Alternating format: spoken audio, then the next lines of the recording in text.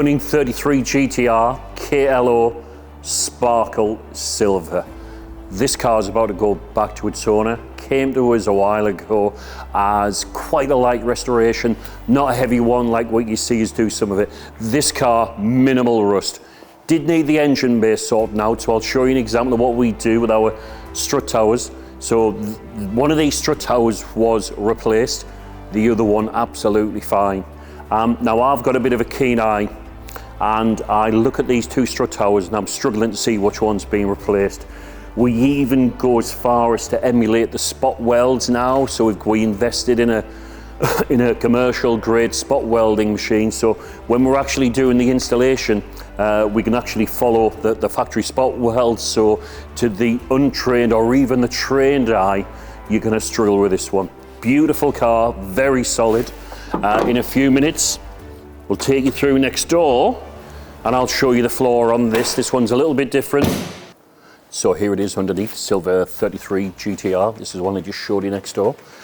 Little bit of a different finish on this one. This car came in for strut tower engine bay refurbishment, which I showed you next door. And then the underneath was actually pretty clean on this car, so minimal amount of repairs, and this is a different finish. The owner of this car opted not to go for any of the rubber impact option that we put onto it and just wanted a really clean floor, so we've refinished it in KLO silver and then we put a superfine hard coat lacquer over the surface of it, and then we've done our wax oil injections along the rails and along the sills. I think it's had maybe a little bit of sill work and a bit of repair around the back area. So on the rear of the car, just a little bit of work with this one. The rear sill pockets, every 33 that's coming through now that we see, yeah, and belched. So with the back of this car, there was a bit of refurbishment work where we did the rear and the sill pockets. Happened on both sides, and there was a bit on the boot floor on this one. We didn't do a full media blast.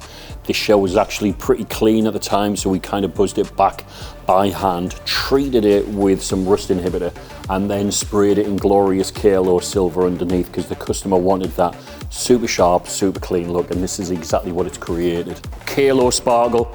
This one finished with the PPG ceramic hard coat finish. Absolutely transforms the finish on all the cars that we do. Super straight lines on it. I believe we had to do a little bit of sill pull, which is very common on these cars, front and rear. There was a small amount of fabrication on this rear arch on this side. And apart from that, that's about it. We did do some engine work on this one, and then we also mapped it on our dyno. So this one runs a Cyvex ECU.